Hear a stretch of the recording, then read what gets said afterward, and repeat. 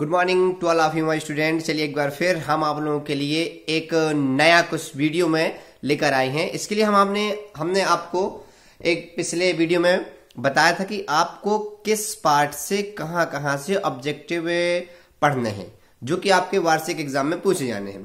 तो ठीक है ना, हमने आपको पहले वीडियो में अध्याय 1 से मतलब यूनिट फर्स्ट से यूनिट 8 मतलब कहां तक ट्रिग्नोमेट्री त्रिकोणमिति तक हमने आपको बता दिया था कि आपको कहां से क्या पढ़ना है ऑब्जेक्टिव के लिए। और आपके ऑब्जेक्टिव ही आप लोगों के जो परसेंटेज हैं उसमें अहम भूमिका निभाते हैं। तो आप लोगों को ऑब्जेक्टिव बिल्कुल भी मिस नहीं करने हैं, ना गलत करने हैं, बहुत ही सोच समझकर। और जो आपको एग्जैक्ट यदि कोई आपको डाउटफुल लगा करे कि यह जो ऑब्जेक्टिव है या आपका खालिस्तान है या आपकी मेज दी कॉलम है, मतलब सही जोड़ियां हैं या सत्य सत्य या एक शब्द में उत्तर है, कोई भी क्वेश्चन हो, यदि आपको उसमें कुछ ऐसा लगे कि यह सही नहीं है, यदि हम इसको बाद में सोच के कर सकते हैं, तो बिल्कुल आप उसे छोड़ दीजिए।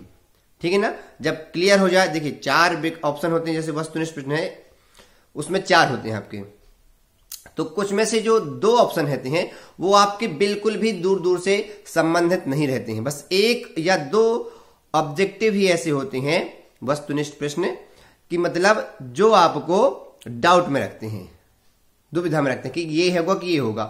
तो बिल्कुल भी आपको बिल्कुल भी गलत नहीं करना है। और जो विद्यार्थी इस वीडियो को पहली बार देख रहे हैं वही लाइक सब्सक्राइब और शेयर बिल्कुल भी करना ना भूलें। तो चलिए चलते हैं अध्याय 9 में। आपके अध्याय 9 में हालांकि इस साल जो 2021 और 22 का जो पैटर्न है उसमें आपका 2022 डिलीट हो गया है, लेकिन हो सकता है अगले साल के बच्चों के लिए यह वीडियो यूजफुल हो। तो वे ऐसा ना सोचे कि 2000 जो पाठ आपका 9 है आपका त्रिकोणमिति का अनुप्रयोग एप्लीकेशन ऑफ ट्रिग्नोमेट्री, कहीं ऐसा ना सोचें कि मतलब ये कट गया तो इसको हमको पढ़ना ही नहीं, ऐसा नहीं है। तो अध्याय 9 है, इसमें आपका एक ऑप्शन बनता है कि दृष्टि रेखा क्या है।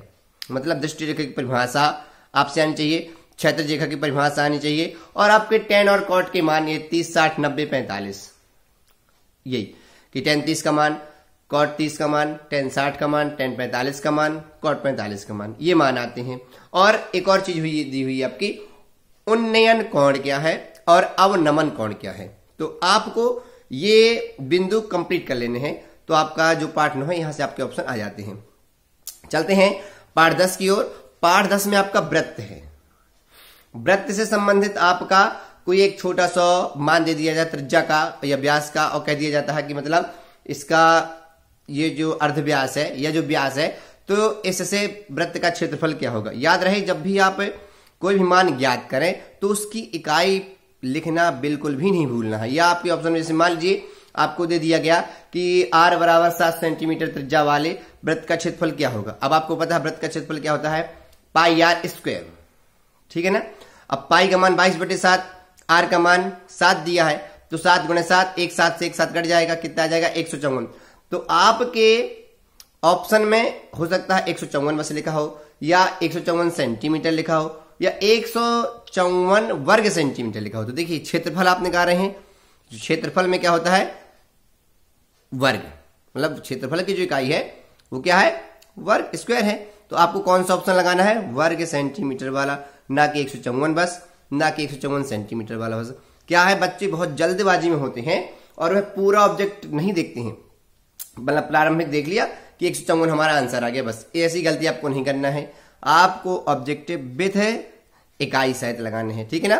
तो आपको पार्ट 10 में यही जो फिल इन द ब्लैंक्स है, और ये कि मतलब स्पर्श बिंदु किसी भी वृत्त को कितने बिंदुओं पर प्रतिच्छेद करता है। तो देखिए यदि कोई आपकी स्पर्श रेखा है तो है आपके वृत्त को एक बिंदु पर प्रतिच्छेद करेगी। क्लियर हुआ। यदि आपकी छेदक रेखा है तो वह आपके वृत्त को 2 बिंदुओं पर प्रतिच्छेद करती है। क्लियर हुआ। एक और आता है कि बाह्य बिंदु से वृत्त पर कितनी स्पर्श रेखाएं खींची जा सकती हैं।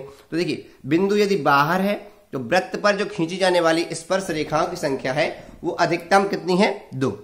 बाह्य बिंदु से वृत्त पर अधिकतम 2 ही स्पर्श रेखाएं खींची जा सकती हैं। क्लियर हुआ। यदि ऐसा आई कि वृत्त पर कितनी स्पर्श रेखाएं खींची जा सकती हैं, तो वृत्त पर देखिए बिंदु का कहीं पे कोई उल्लेख नहीं है, तो वृत्त पर जो भी आपकी स्पर्श रेखाएं खींची जाती हैं उनकी संख्या अनंत होती है, इनफाइनाइट। क्लियर हुआ आपका। और एक और आता है आपका कि जैसे वृत्त हो गया समांतर रेखाएं, तो वृत्त पर खींची जाने वाली समांतर रेखाओं की संख्या, तो अधिकतम कितनी समांतर रेखाएं खींची जा सकती हैं? 2। ऐसे आपके ऑप्शन आते हैं। कैसे? पारदर्शी जो आपका सर्कल है, वृत्त है।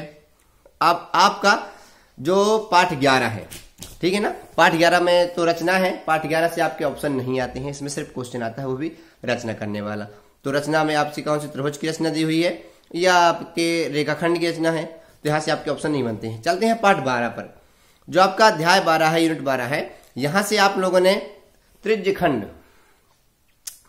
का आपसे सूत्र आना चाहिए। किसी वृत्त का त्रिज्यखंड क्या है, वृत्तखंड क्या है, चाप की लंबाई क्या है, ये बातें आपको पता हो तो आपका ऑप्शन यहां से आ जाता है। क्लियर हुआ? इसके बाद पाठ 14, अभी तो पाठ 13 है। 13 में आपका जो है आपका पृष्ठीय क्षेत्रफल एवं आयतन, सरफेस एरिया एवं वॉल्यूम। तो इसमें आपको जो भी वस्तुनिष्ठ जो 1 नंबर के ऑप्शन है आपके, वो आपको जितनी भी शेप हैं उन सभी से आपको उनके फॉर्मूले नहीं छोड़ने हैं, फॉर्मूले कंप्लीट आने चाहिए, और जो भी छोटे छोटे सवाल हैं, जैसे मान लीजिए अब आपको दे दिया 2 गोलों के आयतनों का अनुपात दिया है, तो उनके अर्धव्यासों का, अर्धव्यास मतलब त्रिज्याओं का अनुपात क्या होगा। तो आपको क्या करना है कि पहले वृत्त के आयतन का जो मान दिया है और जो दूसरे वृत्त के आयतन का मान दिया है, तो दोनों आयतनों को सूत्र में रख के बराबर में जो मान दिया है उसको रख देना है। यहां से आपको आयतनों का अनुपात मिल जाएगा।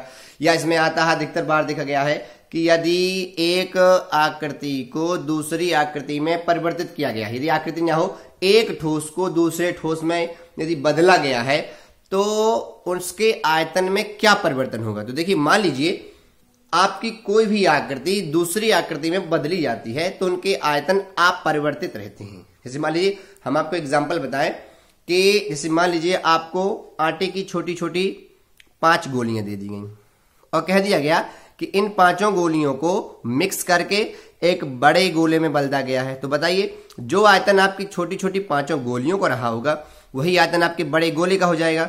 तो आयतन में कोई परिवर्तन हुआ क्या? बिल्कुल नहीं। तो याद रहे, जब कोई भी आकृति एक जो कोई भी ठोस आकृति नहीं, तो जब कोई भी ठोस एक अवस्था से दूसरी अवस्था में बदला जाता है, जैसे मान लीजिए बेलन शंकु बदला या गोला शंकु बदला या गोला बेलन में बदला, किसी भी अवस्था में कोई बदल देगा, तो जब भी कोई भी ठोस एक अवस्था से दूसरी अवस्था में परिवर्तित होता है तो उसमें उसका आयतन अपरिवर्तित रहता है, मतलब उसके आयतन में कोई भी परिवर्तन नहीं होता है। इस बात का विशेष ध्यान रखिए। तो आपको पूरे इसके ऑप्शन कंप्लीट कर लेने हैं। ऑप्शन के लिए क्या कर लेना है, जितने भी फॉर्मूले हैं, चाहे पृष्ठीय क्षेत्रफल का हो, चाहे वो आयतन का हो, चाहे वो संपूर्ण पृष्ठीय क्षेत्रफल का हो या संबंध हो, कोई छोटा सा क्वेश्चन आपका। और ये जो घन घनाभ है, इन घन घनाभ में आपको कुछ इसके गुणधर्म, कि जैसे जो घनाभ है, कोई परिभाषा भी पूछे कि घनाभ क्या है, तो घनाभ क्या है? घनाभ आपके एक आयताकार षटफल की ठोस आकृति है। उदाहरण घनाभ की क्या है? ईंट, माचिस की बॉक्स, डस्टर, पुस्तक, ये सभी घनाभ के उदाहरण हो गए, एग्जाम्पल हो गए। आपका जो घन है क्यूब, घनाभ को आपको क्यूबॉइड और घन को आपको क्यूब कहते हो। तो जो घन है आपका क्यूब है, इसमें जो आपको यदि परिभाषित करने के लिए कहा जाए कि परिभाषित बताइए घन की, what is the definition of cube, तो आपको क्या है, अब ये जो घन है वो बनता है वर्ग से, 2 वर्गों को मिलाकर। तो वर्गाकार ठोस आकृति, मतलब षटफल की वर्गाकार ठोस आकृति को घन कहते हैं। क्लियर हुआ? बस अब इसमें इसकी एक और परिभाषा है घन की। आपकी जो घनाभ है, जो घनाभाकार आकृति, जितनी भी घन, जैसे देखिए आप ईंट को देख लीजिए, तो ईंट की लंबाई अलग, चौड़ाई अलग और ऊंचाई अलग होती है। क्लियर हुआ ना?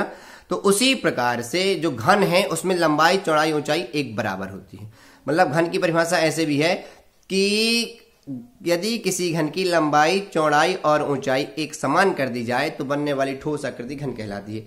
अब इनमें जो गुणधर्म है दोनों के बराबर होते हैं। मतलब जैसे घनाभ में कोरों की संख्या 12, फलकों की संख्या 6, शीर्षों की संख्या, शीर्ष मतलब कोनों की संख्या 8। क्लियर हुआ? विकर्णों की संख्या 4। तो जो भी ये मान हमने घनाभ में बताए हैं वही मान किसमें होते हैं? घन में होते हैं। ये गुणधर्म है।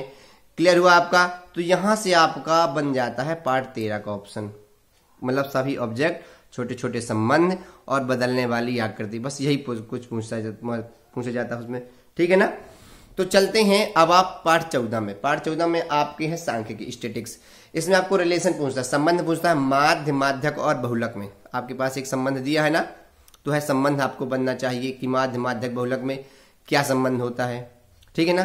3 माध्यक बराबर बहुलक प्लस 2 माध्य, यह है आपका संबंध। या माध्य का सूत्र दे दिया आपका, उसमें पूछ लिया गया कि आपका सिग्मा एफ एक्स क्या है, सिग्मा एफ क्या है। या वर्गीकृत आंकड़ों की माध्यक का सूत्र, माध्यक मतलब मध्यिका जिसको आप कहते हो, माध्यक में है, उसमें आपका जो सूत्र है एल प्लस कोष्टक शुरू, फिर n/2 माइनस CF/स्मॉल f और इनटू में क्या है h। तो यहां आपको ये संबंध दे दिया, जो दिया गया है सभी में, CF में, F में, H में और L में जितने भी मान है, इनमें पूछ लिया गया कि L क्या है, H क्या है, आपका N क्या है। तो आपको जो सूत्र याद करने हैं पार्ट 13 के, वो हिंदी सहित याद करने हैं।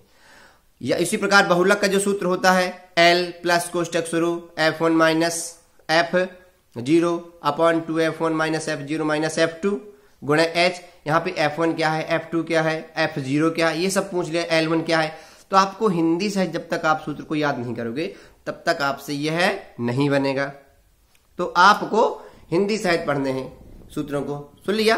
तो यह संबंध, या फिर ये पूछता है आपका कि जैसे माध्य की प्रथम 5 प्राकृतिक संख्याओं का माध्य क्या हो। तो माध्य का सूत्र जानते हो आप, आवर्गीकृत आंकड़ों का आ गया ये, सभी प्रेक्षणों का योगफल बटे प्रेक्षणों की कुल संख्या। तो प्रथम 5 प्राकृतिक संख्या 1 से शुरू होती है, तो 1 2 3 4 5, पांचों को जोड़ के आपको 5 से भाग कर देना है। क्लियर हुआ? उसी प्रकार पूर्ण संख्याओं, तो पूर्ण संख्याओं कुछ 0 से शुरू हो जाती हैं। अभाज्य संख्याएं ऐसी हैं जो सिर्फ स्वयं से कटे। 2 से भाज्य संख्याएं जिसमें 2 का गुण, मतलब सिर्फ आपको 2 की दुनिया पढ़ देनी है, सबको जोड़ करके आपको जितनी संख्या उतने का भाग लगा देना है। क्लियर हुआ? तो यहां से आपका ऑप्शन बन जाता है पाठ 14 से, सांख्यिकी से। मतलब कोई भी सूत्र दे दिया गया माध्य, माध्यक, बहुलक में, उनमें हिंदी पूछ ली गई, या कह देता है कि माध्यक का सूत्र लिखिए, बहुलक का सूत्र लिखिए। बहुलक है क्या, दिए गए पदमानों में सबसे अधिक बारंबारता वाला मान बहुलक कहलाता है आपका। माध्यक मतलब क्या है, आपके उपस्थित प्रेक्षणों के बीच का मान माध्यक कहलाता है, ठीक है ना। आपका माध्य क्या है, औसत मान है, माध्य को ही समांतर माध्य कहते हैं। तो मतलब ये सब चीजें आपसे आनी चाहिए, तो आपका पार्ट 14 का ऑप्शन बन जाएगा। पार्ट 15 जो आपकी प्रायिकता प्रोबेबिलिटी है, आपकी यूनिट 15 जो आपका लास्ट चैप्टर है क्लास 10 की मैथ्स का, उसमें आपका जो ऑप्शन है, आपको जो भी दिए हैं आपकी बुक में, वो सभी कंप्लीट कर लेने, फिल इन द ब्लैंक शायद। मतलब प्रायिकता का मान, प्रायिकता का मान क्या होता है आपका, 0 से 1 के बीच। प्रायिकता का अधिकतम मान 1, प्रायिकता का न्यूनतम मान 0। आपकी होती है घटना प्लस अघटना, मतलब निश्चित घटना प्लस अनिश्चित घटना बराबर 1, योगफल होता है ना। मतलब संभव घटना प्लस असंभव घटना बराबर 1। किसी भी प्रयोग किए जाने वाली सभी घटनाओं का योगफल क्या होता है, 1 होता है। पूरक घटना एक दूसरे की, संभव और असंभव एक दूसरे की पूरक होती हैं, क्योंकि पूरक प्लस अपूरक बराबर क्या होता है आपके 1 हो जाता है। तो आपका यहां से 1 नंबर आ जाता है। या फिर सिक्के वाला, कि किसी सिक्के को उछाले जाने पर हेड आने की प्रायिकता, तो प्रायिकता का सूत्र आपसे आना चाहिए। प्रायिकता का सूत्र बनता है ना कि अनुकूल परिणामों की संख्या बटे कुल परिणामों की संख्या, ये प्रायिकता का सूत्र है आपके। या फिर वही जो हमने बताया, संभव घटना प्लस असंभव घटना बराबर 1। कोई भी छोटा सा प्रश्न, या किसी ताश की गड्डी में से, ताश की गड्डी वाली जो आपके हैं, ताश की गड्डी के कुल परिणाम कितने होते हैं। कुल का मतलब ये है कि वह प्रायिकता कितनी बार घट सकती है, कितने प्रकार से घट सकती है। ताश की गड्डी में कुल कितने पत्ते होते हैं, 52, 52 पत्ते होते हैं, 52 कार्ड्स होते हैं। अब इसमें से कोई भी पत्ता, अब इसे सभी होते हैं कितने कितने, 13। मतलब आपके कलर में यदि पूछ लिया जाए तो कलर कितने होते हैं, 26 लाल पत्ते, 26 काले पत्ते। अब 4 जो हमने वर्गीकरण किए हैं वो चिड़ी, हुकुम, ईंट, पान होते हैं आपके। इनमें से 4 में से किसी का एक पत्ता, अब हर पत्ते जो होते हैं आपके, प्रत्येक 1 से लेकर कहां तक जितने भी होते हैं आपके पत्ते, वो सब कितने कितने होते हैं, 13 होते हैं। क्लियर हुआ आपका? मतलब 4 प्रकार, जैसे आपका जो इक्का हो गया, इक्का जानते हो ना, इक्का ईंट का भी होगा, हुक्म का भी होगा, चिड़ी का भी होगा, पान का भी होगा। उसी प्रकार हर पत्ते 4 4 होते हैं, ठीक है ना। अब ये जो हुक्म, ईंट, चिड़ी और पान है ये 13 13 होती हैं। क्लियर हुआ? मतलब एक प्रकार का, जैसे हुक्म के 13, 13 ईंट के, 13 पान के, 13 चिड़ी के, 13 चौको 52। अब किसी पत्ते को निकाल कह दिया गया, एक ताश की गड्डी में से एक पत्ता निकाला गया है, उसकी क्या प्रायिकता है कि वह इक्का हो। तो देखो आपको ये पता होना चाहिए इक्के कितने होते हैं 4, तो अनुकूल परिणाम कितने हो गए 4, कुल परिणाम कितने हैं 52, 4/52 कट जाएगा 1/13, ये प्रायिकता है। एक पासा है, पासा होता है घनाभाकार, जो चौपड़ वाला पासा है। तो याद रहे पासा फेंका जाता है, सिक्का उछाला जाता है, सिक्का नहीं फेंका जाता, सिक्का उछाला जाता है, पासा फेंका जाता है। तो पासे के जो संभव परिणाम है, कुल परिणाम में वो कितने होते हैं 6, 1 से लेकर 6 तक उसमें बिंदी होती हैं, 6 परिणाम है। अब कह दिया गया समंक आने की घटना क्या है पासे को फेंके जाने पर, तो समंक कौन है उसमें 2 है, 4 है, 6 है, 3 सम होते हैं, 3 विषम, 1 3 5 विषम, मतलब ऑड इवन। ऑड हो गए आपके 1 3 5, इवन हो गए 2 4 6। तो आपकी जो प्रोबेबिलिटी प्रायिकता क्या हो जाएगी समान अंकानों की 3/6, 2 4 6, 3 अनुकूल हैं, कुल कितने हैं 6, 3/6, 1/2, ये प्रायिकता है आपकी पासे वाली, ठीक है ना। अभाज्य संख्या, तो पासे में अभाज्य संख्या, अभाज्य अंक कौन है जो स्वयं से कटे, 2 एक अभाज्य है, क्योंकि 2 सिर्फ 2 से ही कटती है, 2 3 5 ये अभाज्य है, 1/2। याद रहे यदि कहा जाए कि एक पासे को फेंके जाने पर 7 अंक आने की घटना बताइए, तो देखिए अधिकतम अंक कितने होते हैं 6, 7 आ नहीं सकता, 7 अंक आना कैसी घटना है, असंभव घटना है, तो उसकी प्रायिकता क्या कर दोगे आप 0 लिख दोगे। यदि कहा जाए एक सिक्के को उछाला गया है, उसमें एक साथ हेड और टेल दिख जाए आपको, संभव है क्या, असंभव है, क्योंकि एक सिक्के को दिया हम फेंकेंगे तो हेड आएगा या टेल एक ही बार आएगा, दोनों एक साथ नहीं आ सकते। कोई कहे कि सिक्का एक उछाला गया है, एक साथ उछाले जाने पर हेड और टेल दिख जाए, असंभव घटना है।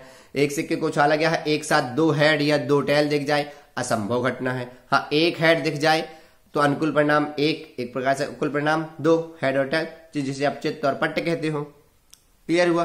1/2 यदि काट दिया होगा तो 0.5 आ जाएगी। तो ये आपकी प्रायिकता के ऑप्शन हो जाएंगे। कोई भी छोटा सा क्वेश्चन, प्रायिकता का छोटा सा क्वेश्चन बनता भी है, कोई भी क्वेश्चन जो आपको इसमें सिर्फ आपको क्या हो रखते हैं कि आपके यादृच्छिक परिणाम क्या है, अनुकूल परिणाम क्या है, कुल परिणाम क्या है और प्रायिकता का सूत्र, बस आपके क्वेश्चन सॉल्व हो जाता है। क्लियर हुआ? तो ये है छात्रों आपके ऑप्शन जो है कहां से कितने बनते हैं, हमने दोनों वीडियो में बता दिया। अब आप बिल्कुल बिंदास होकर पढ़िए, कोई भी दिक्कत हो, किसी भी ऑप्शन में दिक्कत हो कि हमें सर इस पार्ट के ऑप्शन समझ में नहीं आते, यहां से कैसे बनेंगे, हम बिल्कुल बताइए, हम बिल्कुल आपकी समस्या का बिल्कुल समाधान करेंगे। बस मन लगा के पढ़िए, अच्छे अंकों से पास होइए, क्योंकि आप अच्छे अंकों से पास होने के लिए पढ़ते हो, ना कि घिस पसट के, ना कि ग्रेस के लिए, ठीक है ना। तो तब तक के लिए पढ़िए और वीडियो को जो पहली बार देख रहे हैं शेयर करिए, लाइक करिए, सब्सक्राइब करिए, अपने दोस्तों को जल्दी बताएं, ठीक है ना। Good luck.